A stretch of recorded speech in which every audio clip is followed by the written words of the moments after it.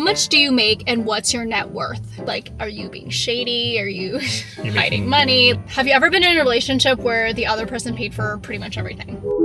Hello friends, welcome back to the channel. It's Mickey and it's Kevin. Anyways, for the last video, Finance February, and if you didn't know, I did a whole month of finance videos. All of the other ones will be linked down below, but this is the last one in the series, and of course I had to have none other than my favorite person in the whole world on. So today we're going to be talking about couples finances, and specifically 5 financial questions to ask your partner immediately. In a healthy, serious, long-term relationships, these are things that we both certainly like to address. Again, neither of us are financial experts, neither of us are claiming to be. This is more like a FaceTime call between you guys and us, like as if you were our bestie, which you are. Jumping into question number 1, how much do you make and what's your net worth? That's very spicy, first question. Yes.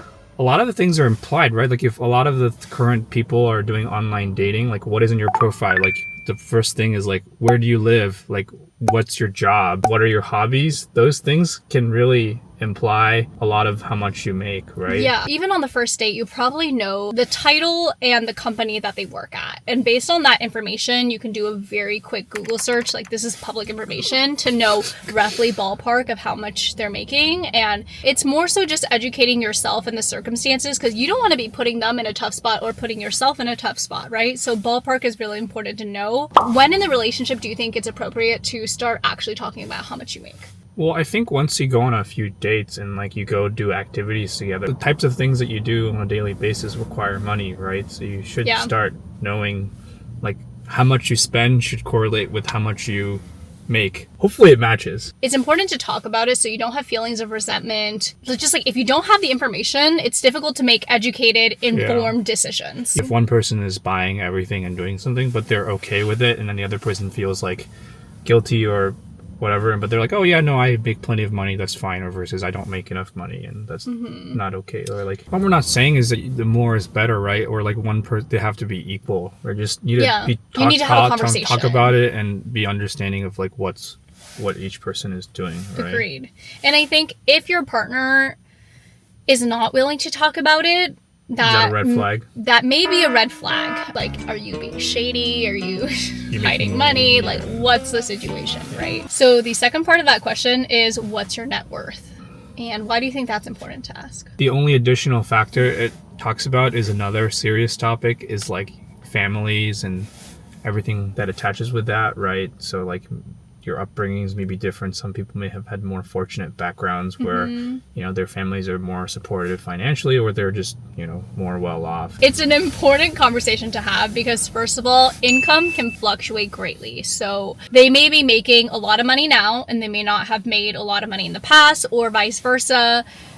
Regardless, the income in itself is not enough to give you the full picture. I think a lot of people just don't know, like, themselves how much it is. If you do not know your own net worth, whether it's positive or negative, regardless, it's a very important thing to know. I highly recommend, like, I personally use an app called Mint, and it links all of your bank accounts, credit cards, and any properties, investments. They can all go in there, and then it calculates a net worth for you so that you don't have to do it yourself. And it also keeps track of like making sure your subscriptions, or like you're not like spending money on certain things too much. Did you feel like you knew what your net worth was before we got in our relationship? Yes, because it was just a big negative number. From student loans? Yeah, there wasn't much positive. I mean, I didn't make any money when I met you. But now you have paid back some of that loan and you make money now, and the number's looking a lot more promising. Yes. Now we're jumping into question number 2. How much is your spending per month and in what categories? So this one I think is very important because your lifestyle related to your spending habits are probably going to be the thing that dictates how your relationship is, right? Yeah, like if one person is going to the club every weekend and like shelling out, if both people want to do that and they have the means to do that, that's great. That's fine. Yeah. But if one person's like, oh, I like to stay at home and eat popcorn and watch movies and spend like $3, and again, like, every single relationship is different. As long as you have a system that works for both of you, that's fine. Like, I don't judge other people. I hope that other people don't judge me for the way that we do things. There's certain things that matter, though. It's not like finances, right? But like if you're spending like $300 on cigarettes every week because you smoke, I mean, maybe the smoking is bad too, but also the finances of it is So let's talk about that, because at least personally, I definitely have non-negotiables in a relationship, and part of that is no smoking, because one, health reasons, but two, financially, and two, I cannot date somebody who's a heavy drinker. Alcohol is not cheap. It is definitely, certainly a luxury when you are going to bars and it's like $15 a drink. You gotta tip the bartender. Like, I know for myself, it will not work if I'm dating a heavy drinker. And so even before I date someone, even before I catch feelings, I'm like, okay, that is a non-negotiable. I also do feel like the person needs to be able to, it's not really a non-negotiable, but like they need to be able to like do things that you want to do. Things like, let's say I want to go on a hike over the weekend, and my partner's like, oh, I don't know what's the word, I'm too unfit, or I just don't want to do it, right? Like, Kevin's less concerned about the money and more concerned about the physical health. I mean, people can get better and worse, but like I think it's like a mindset of being able to do the things you want to do. Totally. Right. Number 3 is your home. And Kevin and I think we started off in the same place. We were both like, let's just spend the least amount of rent. And then as our incomes have gotten a little higher, we have both shifted our mindset to want to be a little bit more luxurious. But the most important thing is that we have been very open and honest, and Kevin communicates with me almost every single day, sending me red bin links to different houses that he's interested in. I just want to see what kind of house style you're interested in. This is like a hot. Yeah, and I think we have the same style we like, and so it works out nicely. That's number 3, housing. Number 4, cars. You have people who spend a lot of money on a luxury car, and perhaps that's very important to them. For me, as long as my car has 4 wheels and it moves,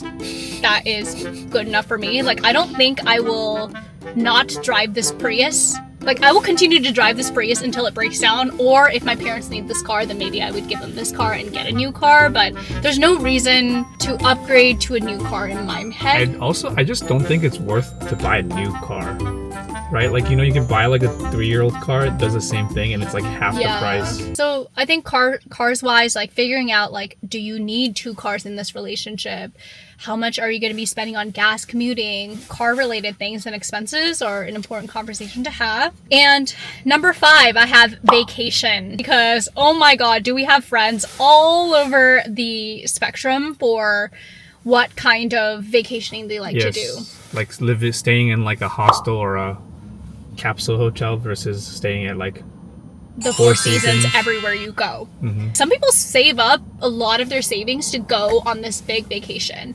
And so having that conversation of what does your vacation budget look like? And once you have all that information for basically how much they spend in a month, it should tell you roughly whether your lifestyles are a match for each other or where there are improvements so that you guys can match each other better. Yeah. We definitely know of people who in the relationship, they spend money very differently on themselves versus their partner, and I think that's when things can be a little sticky. Yeah, but I mean, I think it's a conversation. Like, if the other person doesn't want anything, that's totally fine. Yeah, right? And that's fine. As long as you're both on the same page, that's fine. If you're okay with your partner spending a lot of money on themselves, then that's fine. Just I'm telling you guys also like my personal. Yeah, I think it's money's a big portion, but like if you think about it, it's just like how much you're contributing to the relationship pie, right? Like, let's say you have, you know, children or dependents or animals or other things, like the other person is like spending, they're like a stay-at-home person, right? Or like their elderly parents, like, you know what I mean? They, like, as long as you're like doing something for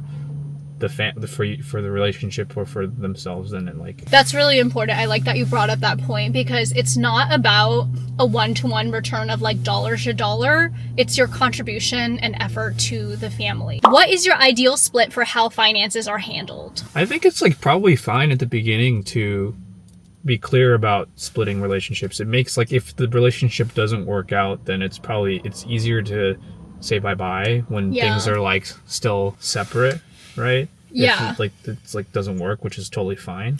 And I think the split is a difficult thing because in different cultures and different customs, the way that you were raised is gonna severely impact the way that you perceive this situation. Like, even down to who should pay for the first date, there's so many varying opinions on that. Do you think a 50-50 split is ideal when you're starting a relationship, or what's your take? It doesn't have to be 50-50, but as long as both people are contributing, right? Like, let's say, like, oh, this meal I'll pay for, but it's like, you know, it's not like as fancy of a meal. And the next meal is like, oh, thank you for getting me that meal. And then they'll take it doesn't have to be like, oh, like I remember they paid for a meal and it was $72 between the two of us. Yeah. Next time, if it was only $40, then I should still also owe pay for the third dessert. meal. Yeah, right? Like, as long as it feels like... But then again, like, some people like to keep track of it down to the T, and that's okay. For both of us, I think it's an ick. Just because that's not how I was raised. I don't treat other people like that, and so in the same way, I would hope that other people don't treat me like that. And I think you're allowed to shift this as time goes on, right? Like, maybe initially when you're dating, you don't have all the information about how much they're making and how much you're making, right? And so maybe you start off with something 50-50, and then later on you decide that perhaps the person who is making more is also able to help contribute a little bit more, and then that split shifts a little bit. Have you ever been in a relationship where the other person paid for pretty much everything? Yeah, I guess. I mean, I also have. Should we talk about this? It's kind of juicy. No, but I think when I was in medical school, true. I made like zero money. Like, even like a lot of my friends would just pay for my stuff because they were in tech, right? And they had a lot of money. They were just nice to me, and they would just cover my portion a lot of the times. So. Okay, number 5, and finally, what does retirement look like to you? I want to retire at a time where I'm still like physically able to do all the things I want to do, and like my kids are not old. Mm-hmm. There's like 2 types of retirements. 1, like work to work, and 2, like I like, you know, there's lots of things I like being a doctor. Like, it's your ikigai. Yeah, so yeah, I think the first purpose is to be like, oh, I don't need to work to make money. Yeah. And then 2, I'll just do stuff to, you know, help people and make me like feel better. Again, like, we're big fans of the FIRE movement. It's called Financial Independence, Retire Early, and we are big proponents of the financial independence part. And so that's like your FU money. How much money do you need to be able to quit everything and like stop working altogether, if that were your choice, right? So our goal obviously is to reach that number as quickly as possible while still not depriving ourselves of having a happy and enjoyable life experience. Like, we're not like, we can't go out to eat because this is going to set us back 2 calendar days from the retirement schedule. That would be crazy. That would give you so much stress. Crazy. You'd be like, why did you buy this? This puts us back 2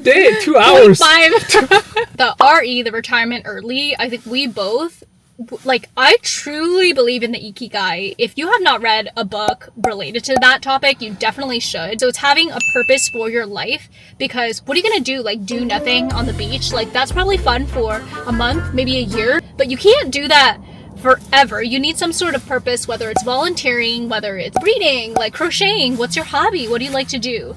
And for us, retirement looks like having the flexibility to decide what we want to do with our lives. It doesn't mean I'm retiring and not doing anything. It means that we get to choose what we want to do. Before that, our priorities would be to send all of our kids, however many we have, to college. We would like to pay for their... Definitely not 6. But we'd like to put them through undergrad, right? Yes. Do you agree? If they want to go to undergrad. But I think for us, retirement doesn't look like a super luxurious... like, we're not staying in a mansion or anything. For us, it's more just like, you know, road trips. I hope that when we go and get to retirement, it's not like one day we just like have a celebration and like we stop doing stuff. It shouldn't change like too much. That's it. We talked about all 5 topics. All right. Does that mean we can't get married? Yeah, I guess so. Do we have anything that we don't like about each other?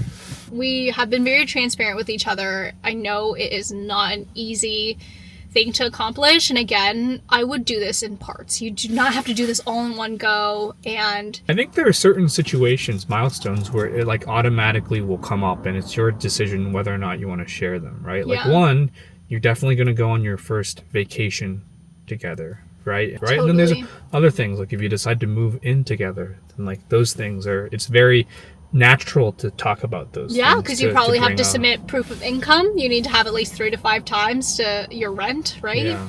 I love you. Good luck to everybody out there. Yes, and I hope you found this video enjoyable, useful. If you have any feedback for us or any suggestions, feel free to leave them in the comments below, and we'll see you guys next week. Bye!